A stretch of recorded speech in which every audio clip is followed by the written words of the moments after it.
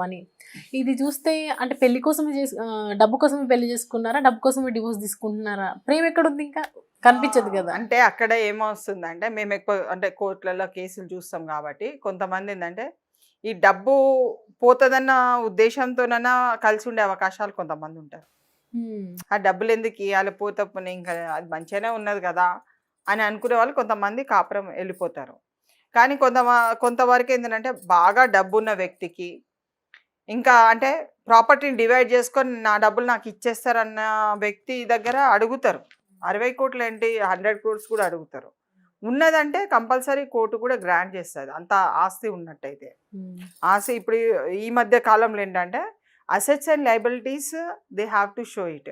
Bank balance, bank previously ఒక పెళ్లి కాక ముందు బ్యాలెన్స్ చూపించాలి, బ్యాలెన్స్ షీట్.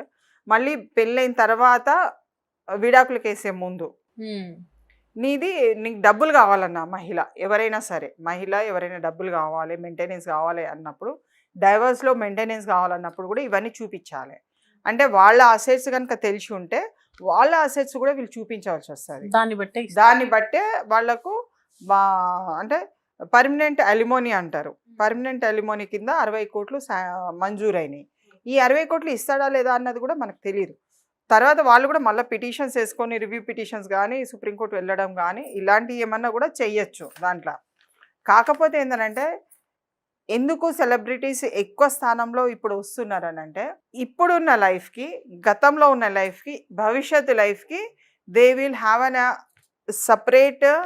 సపరేట్గా చేసి వాళ్ళ భవిష్యత్తు నిర్మాణం ఇంకా బెటర్గా ఉన్నది అనుకున్నప్పుడు they will go for divorce. They are going for divorce.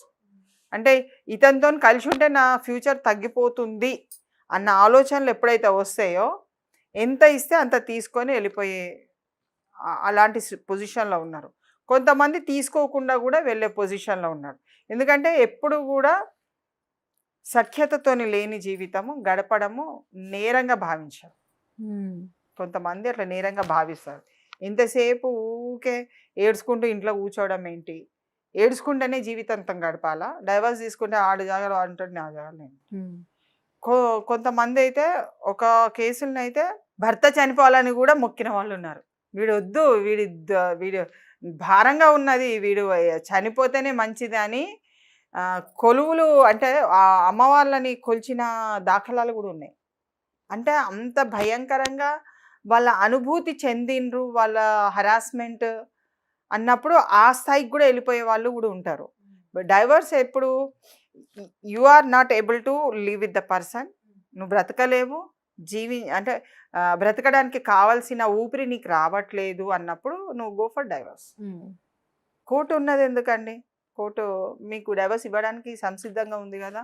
మీరు ఆ నేరారోపణ ఎన్ని ఎలిగేషన్స్ ఎన్ని మీరు వేస్తే అవన్నీ ప్రూవ్ చేసుకోవాలి. ఆ ప్రూవ్ చేసుకున్నప్పుడు మీరు 60 కోట్లు వేసుకోండి, 100 కోట్ల ఆస్తి ఉన్నదని అది క్రైటీరియా కాదు, అదేం పెద్దగా విషయం కాదు. 60 కోట్లు తీసుకొని పోయేటప్పుడు తీసుకుపోయేది లేదు, అంటే పుట్టినప్పుడు మనం తెచ్చుకున్నది ఏం లేదు. 60 కోట్లు ఏంటంటే ఒక పనిష్మెంట్ లాగా వాళ్ళు భావిస్తారు.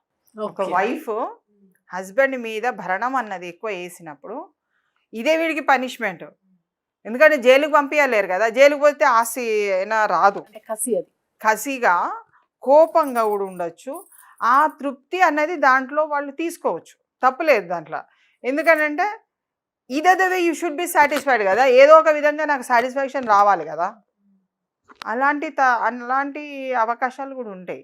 సో ఇప్పుడు సెలబ్రిటీస్ అయినా, క్రికెటర్స్ అయినా, ఎవరైనా పెద్ద హోదాలో ఉన్న వ్యక్తులు, పెద్ద హోదాలో ఉన్నారని మనం అనుకునే వ్యక్తులలో మనకు వచ్చే సమాచారం చూసి మనం హైరాన్ అయిపోతారు. వీళ్ళు కూడా విడిపోతున్నారా, ఎందుకైతుంది ఇదంతా అన్నది ఒక క్వశ్చన్ మార్క్.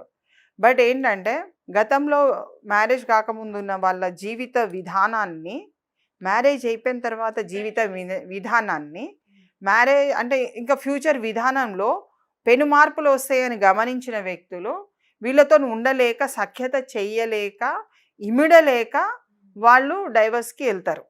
వెళ్ళిన తర్వాత వాళ్ళకి ఏంటంటే ఫ్యూచర్లో వీళ్ళు నా పక్కన లేకుంటే ఇంకా నేను బెటర్గా చేసుకోగలుగుతాను అని అనుకునే వాళ్ళు డెఫినెట్గా వాళ్ళు they go for the divorce. So దాంట్లో మనము అంటే మన చట్ట ప్రకారం కూడా వాళ్ళు వేసుకునే ఎలిగేషన్స్ని ప్రూవ్ చేసుకొని వాళ్ళకు డైవర్స్ మంజూరు అవుతుంది. దాన్ని ఏం తప్పు పట్టవలసిన అవసరం లేదు. ఎవరు డైవర్స్ తీసుకున్నా తప్పు పట్టవలసిన అవసరం లేదు. డైవర్స్ తీసుకున్న తర్వాత కూడా మళ్ళా మీరు మంచి జీవితం గడుపుతున్నారా లేదా? అప్పటి వాళ్ళు డైవర్స్ ఎందుకు తీసుకోలేదనంటే చిన్నతనంలో పెళ్ళిళ్ళు చేసేది.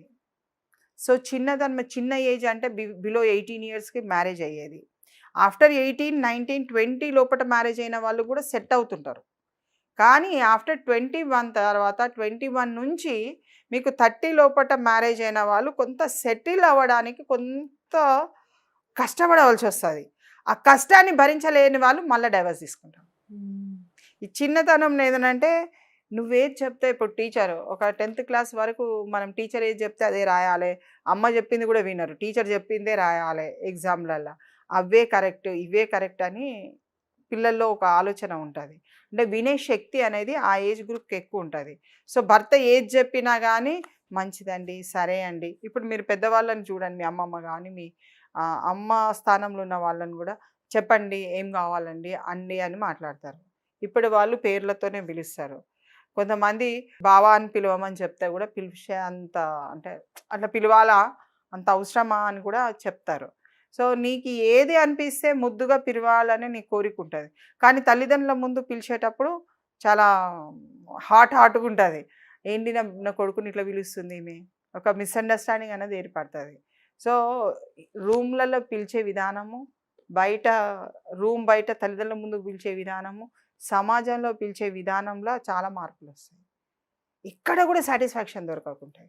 ఎక్కడ నేను బతకలేనన్న పొజిషన్ ఉంటే డైవర్స్.